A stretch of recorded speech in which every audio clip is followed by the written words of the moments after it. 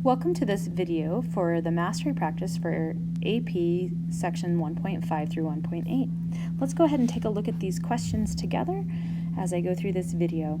So the first question says that we have two elements that have similar chemical properties, and we see this PES graph here, so we're probably going to have to do something with it.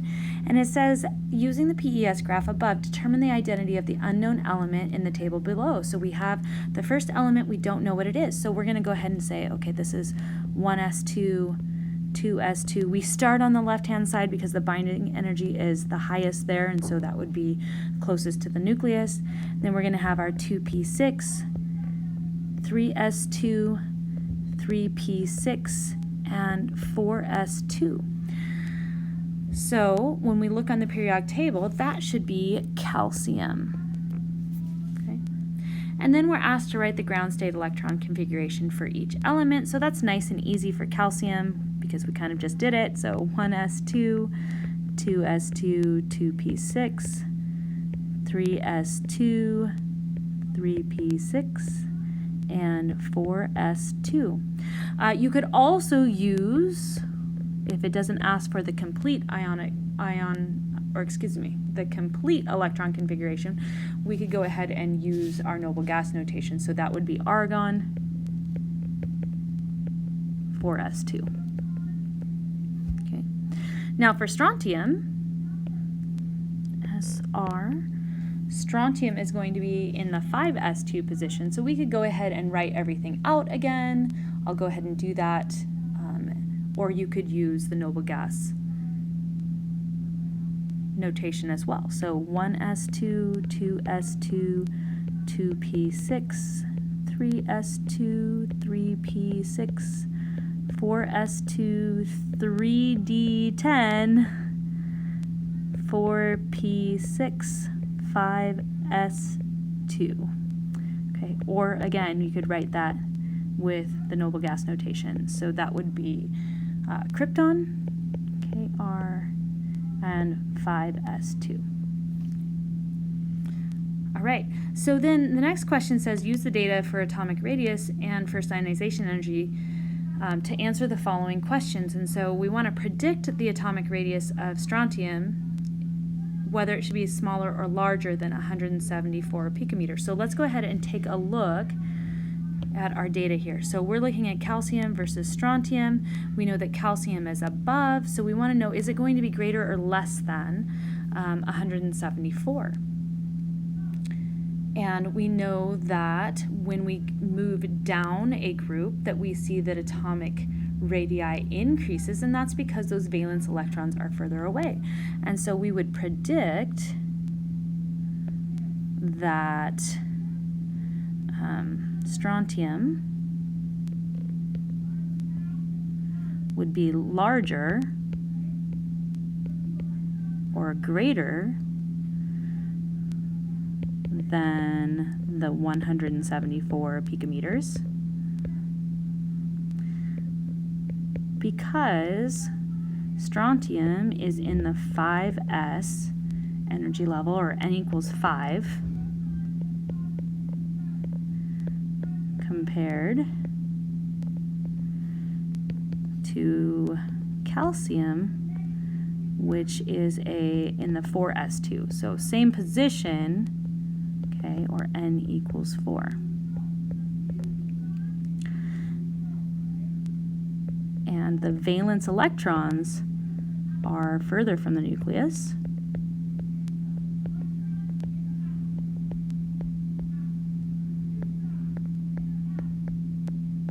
Okay, causing it to be larger, and that the force of attraction between the nucleus and those valence electrons would be less.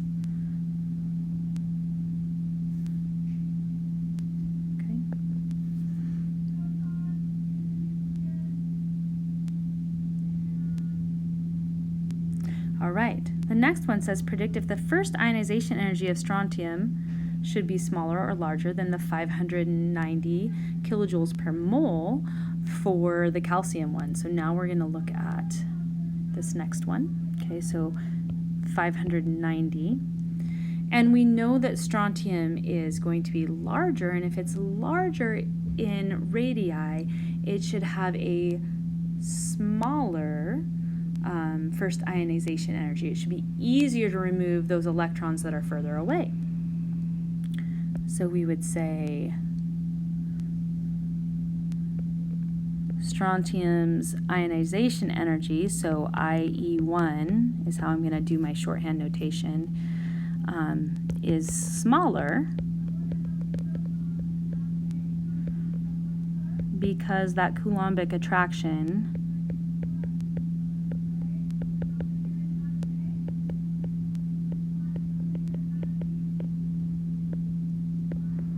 holding valence electrons is less for strontium than calcium,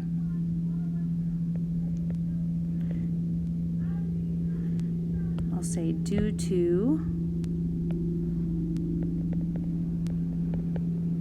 valence electrons being farther away.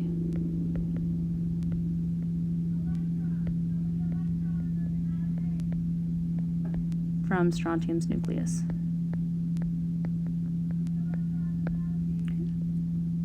All right, we have some more data for the second problem. So use the data below to compare elements. And so we have elements going across the second period, starting with carbon.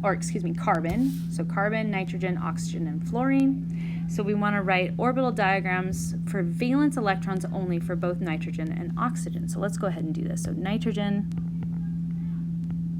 Okay. So we know that the S, so this is 2S, and then 2P. 2P. Okay, so we have 1, 2, 3, 4, 5 valence electrons for nitrogen. And then for oxygen, 2S and 2P. There we go. And we need to explain why the first ionization energy of oxygen is less than the first ionization of nitrogen. So it defies the trend, okay? So this is an exception to the trend.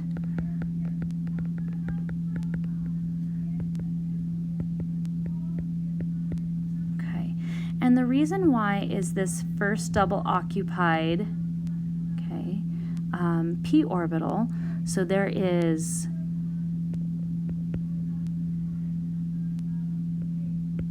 first double occupied p orbital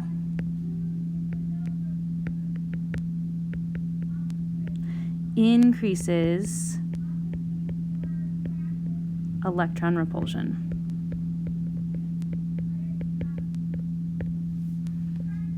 Okay, so that's an exception to the rule. Just a little question there, just to make sure that we understand that this data point is defying that trend, and why is it defying that trend? Maybe I should highlight that in a different color here. There we go. All right, number 3, we get all of this data about ionization energy. Excuse me.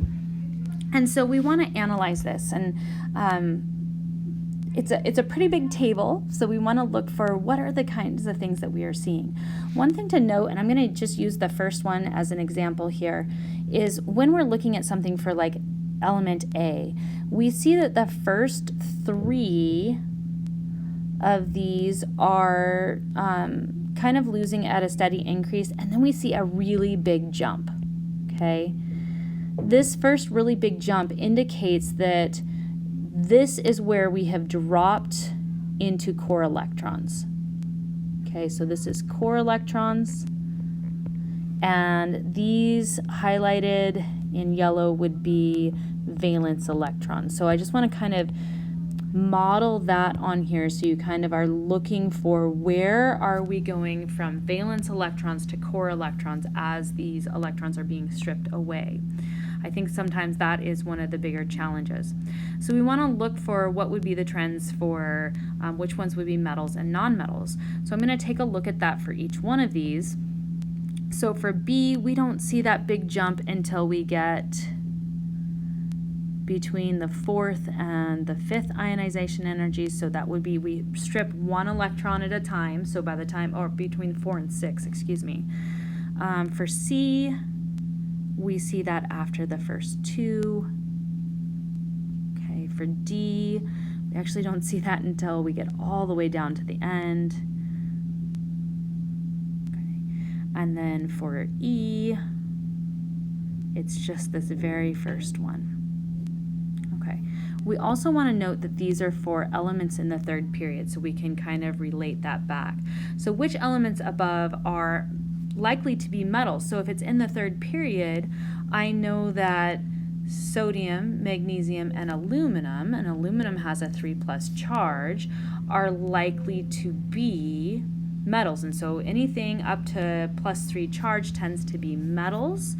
And so I know that if it were to lose up to 3 electrons, so we see here's the first 3 that would lose easily, that would likely be a metal.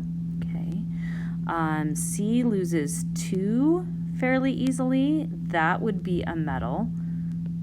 And E, well, it loses that first one really easily, and then it drops down into core electrons. Okay. And so I guess all of these would be core electrons. So you can kind of continue that trend down. And so E would also be. And then it asks which elements above are nonmetals. Well, D clearly hangs on to the electrons until that last one. So D is likely going to be a nonmetal. The question is, what's going on with B? And so if I'm really relating this to the 3rd period, the question is B, well, B is actually probably going to be a metalloid. It's not really a nonmetal or a metal, so maybe we'd just say metalloid. Okay, and we can do that if we start to identify what these things are. So which one has the greatest metallic character? That's always going to be the one that's going to lose electrons the easiest, which is going to be E. Okay, and that's because the things with the lowest ionization energy also have the greatest metallic character. So lowest IE1 have greatest ionic character, or excuse me, greatest metallic character. Metallic.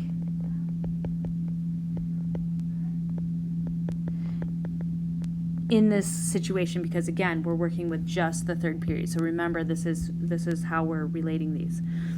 Which element should have the smallest radius? Well, the smallest radius is going to be the thing that has the highest ionization energy for the first ionization energy, and so that should be D.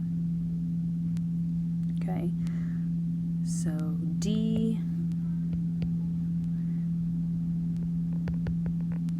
highest IE1, first ionization energy.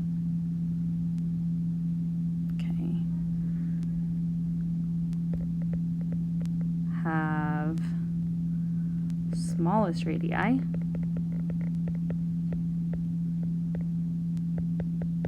if we want to relate this back to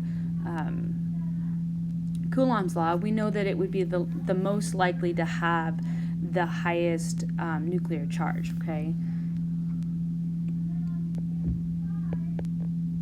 So greatest nuclear charge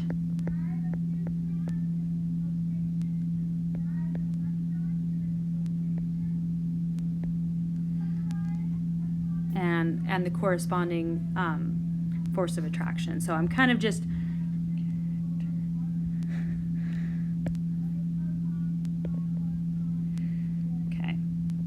kind of just some shorthand here. So we can go through, and actually what might even be easier than anything else is if we're saying this is in the third period, go through and just identify. This one actually should be aluminum. This one should be silicon. This one should be magnesium. C should be magnesium. D should be 7th period. So I think that one should be chlorine. And then, which we didn't need to know. And then E is going to be sodium. And so you can kind of identify, it might even be easier to identify them first if you know that they're in the third period. And so what is the identity of element A? Well, I just said it was aluminum. C was magnesium, and E was sodium. Okay, so we can use that information to help us to know where those jumps are happening. And then we want to know what is the formula if E bonds with oxygen. So we just said that E is sodium. So sodium has a 1+ charge. Oxygen has a 2- charge. And so we know when we form a bond with these, we get Na2O.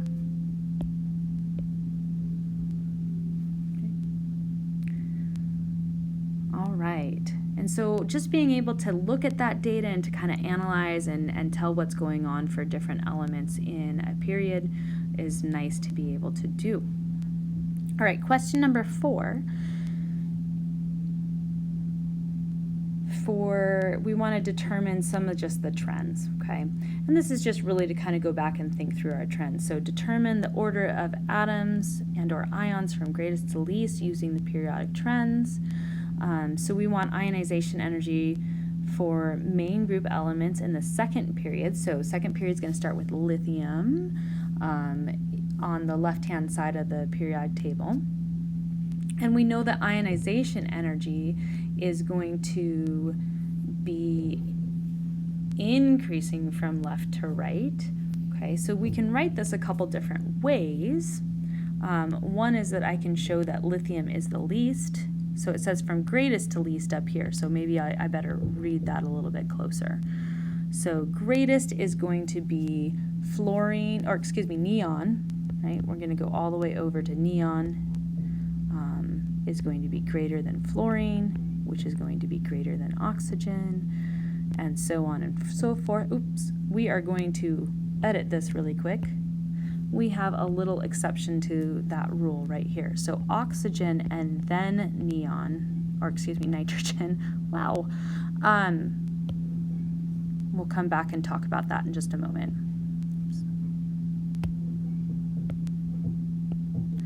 Carbon. We're going to do beryllium and then boron. We'll talk about that as well. And then lithium. Okay, so let's talk about the exceptions that we see here. So this is an exception to the rule. Okay, and this is an exception to the rule as well. So our exceptions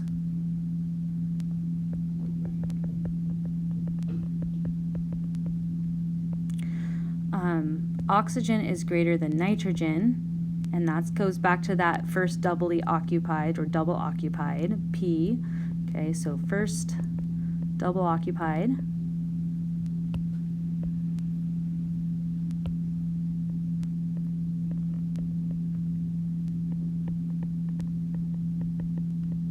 P orbital. And then the other one is going to be between beryllium and boron. Okay, so there's a slight decrease between the S and that first P, and that's because the S slightly shield the first P from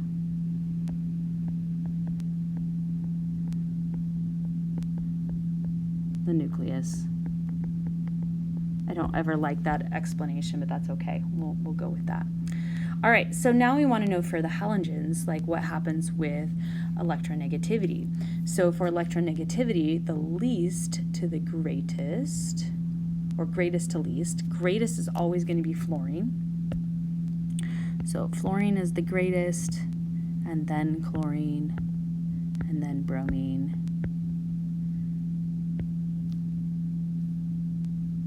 and then iodine, and finally we'll put antimony there.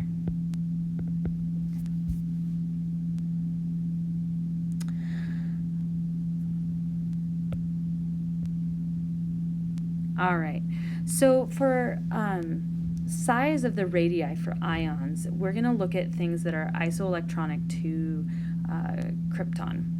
And so these are going to be ions, so the anions that would form before krypton and the cations that would form after it. Okay, and we have to know that the greatest ion size should be selenium first.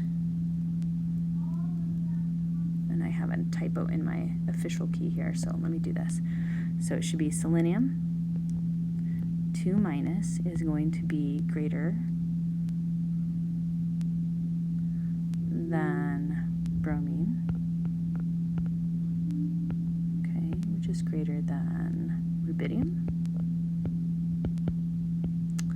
And strontium.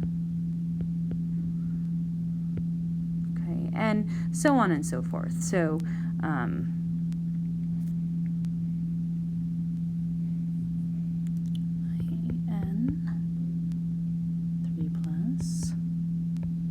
we'll go all the way to 10, and SB 5+. This isn't something that I would expect to see on the assessment, but what we need to understand is that as we're adding electrons, okay, so on this end, as we're adding electrons,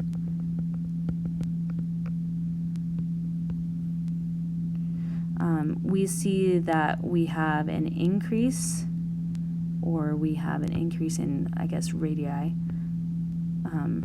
radius. And we have some electron repulsion there. Hello. Hi. How are you? I'm good. I'm recording a quick video here. Oh, I'm sorry. No, you're good.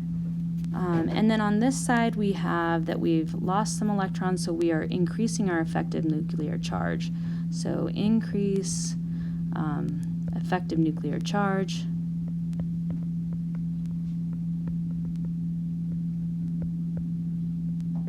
Or you can think of that as actually decreasing electron repulsion. All right, last question. Let's take a look at this one. So we need to take a look and compare iron 2 to iron 3. And so we want to write the ground state electron configuration for iron 2. Okay. So iron 2 has lost 2 electrons.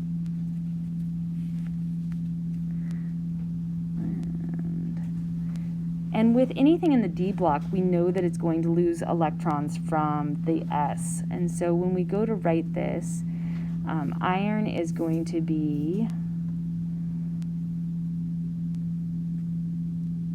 1s2, 2s2, 2p6, 3s2, 3p6, and we're going to skip over the 4s. We're going to actually lose the 4s electrons, and so it should be 3d6.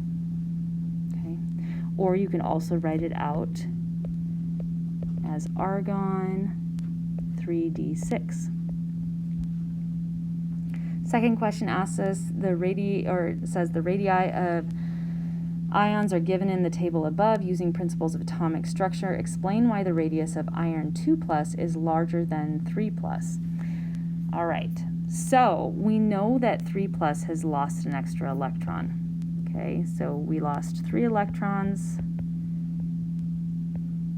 versus only losing 2 electrons. So that means that we have more.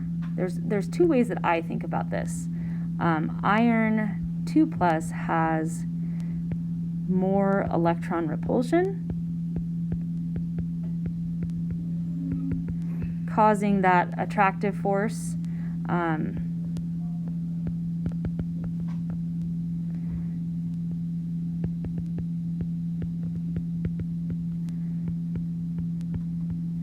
to decrease, okay, making it larger.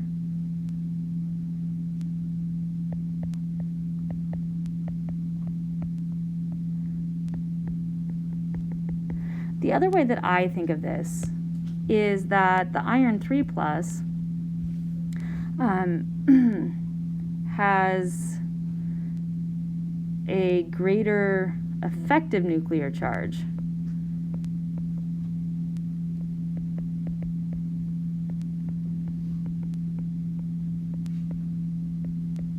Okay, and so that's going to increase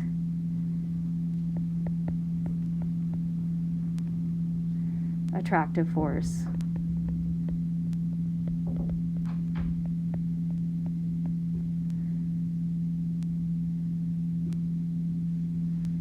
Resulting in smaller radii.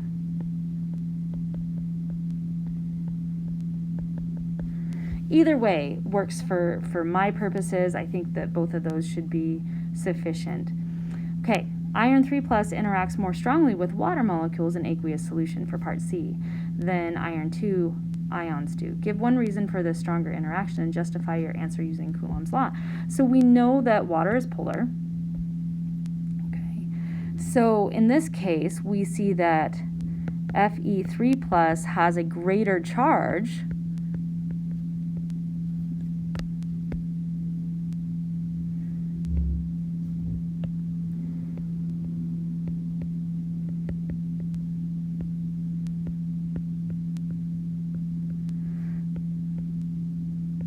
causing, this is technically called the ion dipole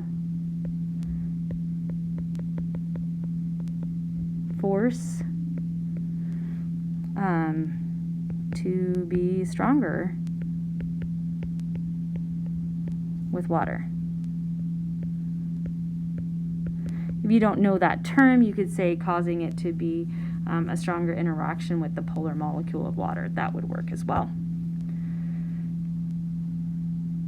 Okay, so now we want to write formulas for when these actually bond with oxygen. So 2 plus is going to form FeO, and the 3 plus ion is going to form Fe2O3. Use your crisscross method if you want.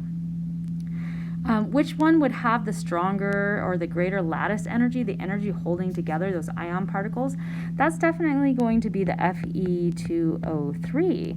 And the reason why, again, is we have greater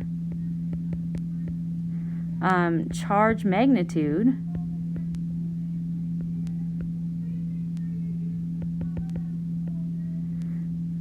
increasing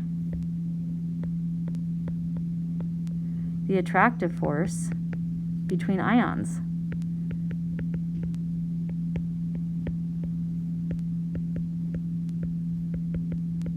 Okay, the last thing is asking us to take just the iron 2 oxide and identify which particle would be representing the iron versus the oxygen ions in this particular thing. So one thing to keep in mind is that, again, those negatively charged, those anions, should be the larger particle, and the iron should be, a cation should be the smaller